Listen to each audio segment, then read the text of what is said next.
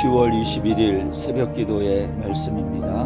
오늘 본문은 역대하 30장 1절로 12절입니다.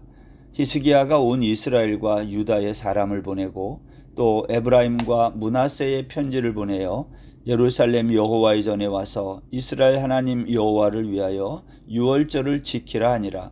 왕이 방백들과 예루살렘 온 회중과 더불어 의논하고 둘째 달에 유월절을 지키려 하였으니 이는 성결하게 한 제사장들이 부족하고 백성도 예루살렘에 모이지 못하였으므로 그 정한 때에 지킬 수 없었음이라.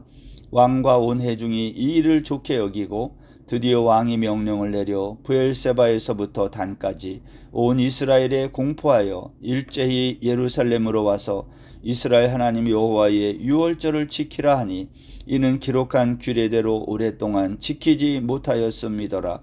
보발꾼들이 왕과 방백들의 편지를 받아가지고 왕의 명령을 따라 온 이스라엘과 유다에 두루다니며 전하니 일러스되 이스라엘 자손들아 너희는 아브라함과 이삭과 이스라엘의 하나님 여호와께로 돌아오라. 그리하면 그가 너희 남은 자 곧 아수르 왕의 손에서 벗어난 자에게 돌아오시리라.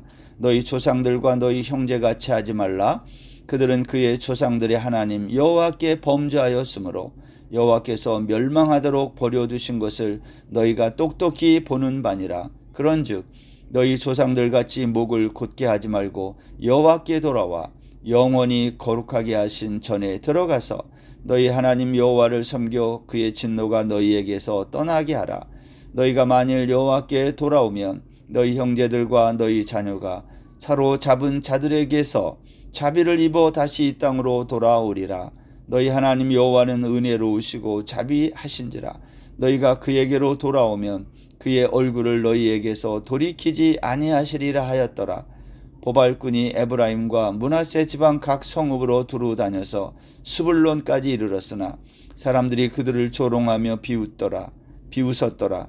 그러나 아셀과 므낫세와 스불론 중에서 몇 사람이 스스로 겸손한 마음으로 예루살렘에 이르렀고 하나님의 손이 또한 유다 사람들을 감동시키사 그들에게 왕과 방백들이 여호와의 말씀대로 전한 명령을 한 마음으로 준행하게 하셨더라. 아멘.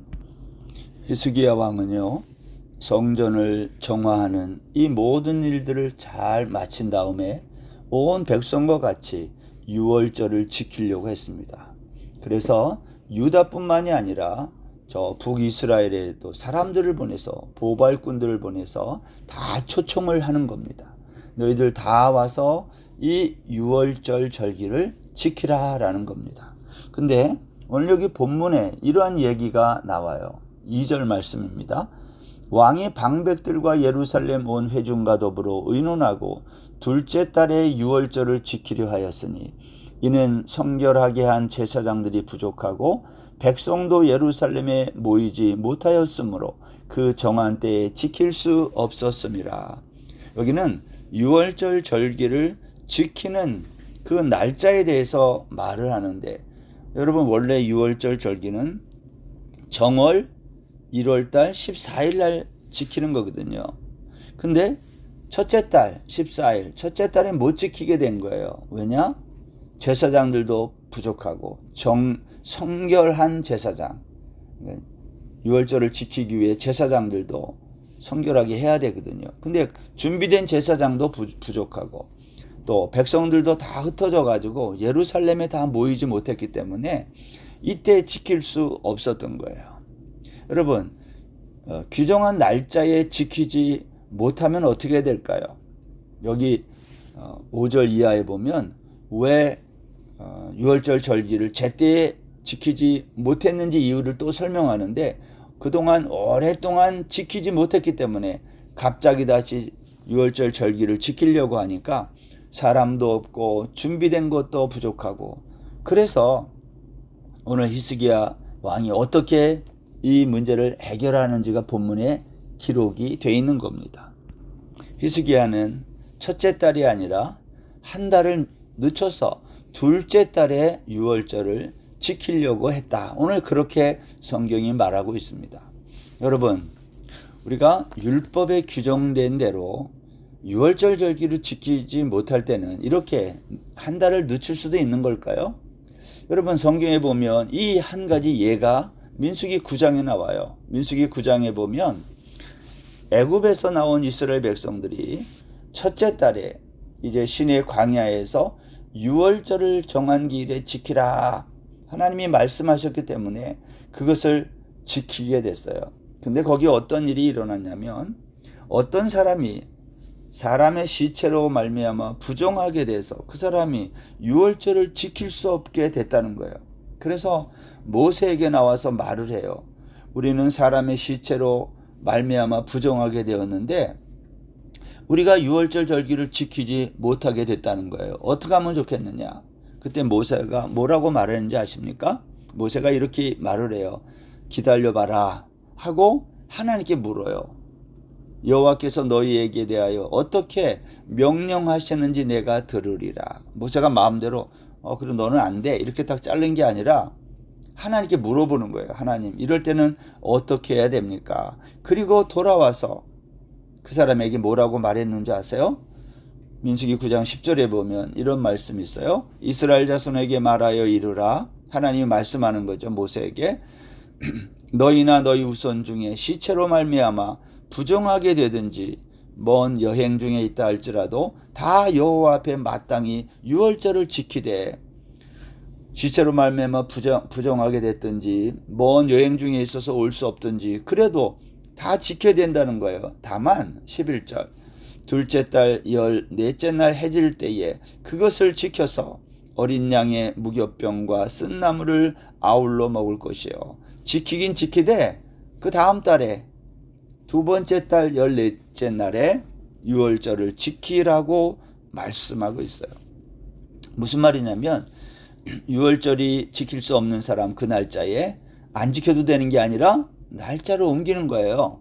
그러나 똑같이 마땅히 들어야 될 절기라는 거죠.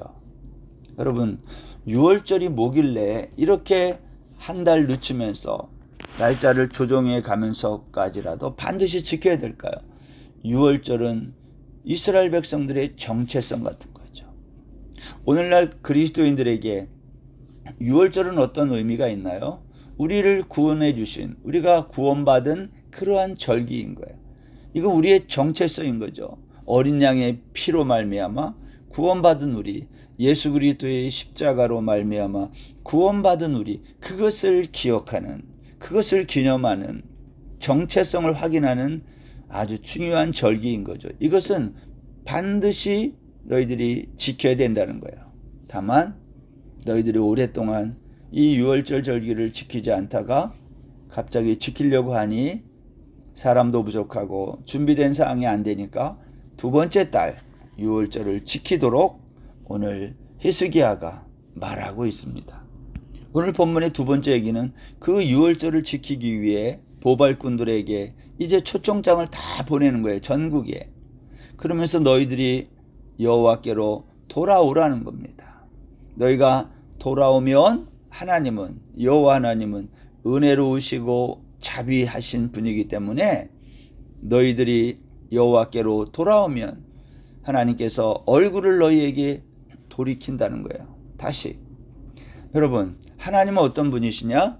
우리가 범죄하고 우상숭배에 빠지고 아스왕 시대와 같이 그런 일이 있을지라도 다시 회개하고 돌이키고 돌아오면 은혜로우시고 자비하시기 때문에 하나님이 우리를 받아주신다. 오늘 성경이 그렇게 말하고 있습니다. 여러 가지 이유 때문에 신앙생활을 중단한 분들이 있을 수 있습니다. 그러나 다시 돌아오면 하나님은 은혜로우시고 자비하시기 때문에 다시 돌아온 우리 성도들을 다 받아주신다고 오늘 말씀하고 있어요. 저는 오늘 이 말씀을 보면서 우리 주변에 신앙생활 하다가 중단하고 교회에 나오지 못하는 사람, 예배를 드리지 못하는 사람, 하나님과 교제하지 못하는 사람이 있다면 다시 은혜로우시고 자비로우신 하나님께로 돌아올 수 있기를 간절히 바랍니다. 하나님은 그런 분이다라는 거예요. 두 번째, 그런데요, 그렇게 돌아온 사람들로 물론 있겠지만 여기 그렇지 않은 사람들도 있다는 거예요. 10절에 보면 보발꾼이 에브라임과 므낫세 지방 각 성읍으로 두루다녀서 스불론까지 이르렀으나 사람들이 그들을 조롱하며 비웃더라. 유월절 절기를 지키라. 우리가 그동안 중단됐던 여호와의 절기를 지킬 거니까 예루살렘으로 다 오라고 이렇게 보발꾼들이 가서 초청을 했지만 여기 많은 사람들이 조롱하고 비웃었다라는 거예요. 그러나 모든 사람이 조롱하고 비웃은 것이 아니라 11절에 보면 겸손한 마음으로 예루살렘의 절기를 지키기에 온 사람들이 있다는 거예요. 11절 보세요. 그러나 아셀과 므낫세와 스불론 중에서 몇 사람이 스스로 겸손한 마음으로 예루살렘에 이르렀고 하나님의 손이 또한 유다 사람들을 감동시키사 그들에게 왕과 방백들이 여호와의 말씀대로 전한 명령을 한 마음으로 준행하게 하셨더라. 그러나 모든 사람이 조롱하고 비웃고 오지 않은 것이 아니라 아셀과 므낫세 스불론 지파에 있는 사람 중에 몇 사람이 스스로 겸손한 마음으로 예루살렘에 왔다는 거예요. 여러분, 사실 유월절 절기를 지키기 위해서 저 멀리 있는, 가까이 있지 않고 멀리 있는 사람들이 예루살렘으로 돌아온다는 거, 이거 쉬운 일이 아닐 것입니다. 그럼에도 불구하고 그런 사람들이 있다는 거예요.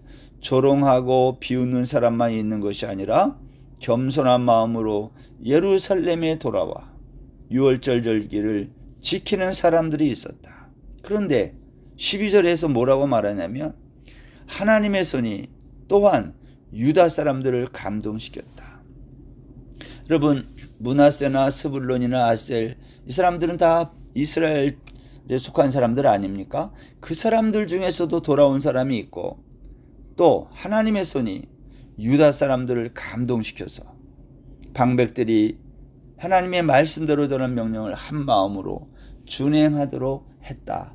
오늘 성경이 그렇게 말하고 있어요. 여러분, 오늘날도 마찬가지 아닙니까?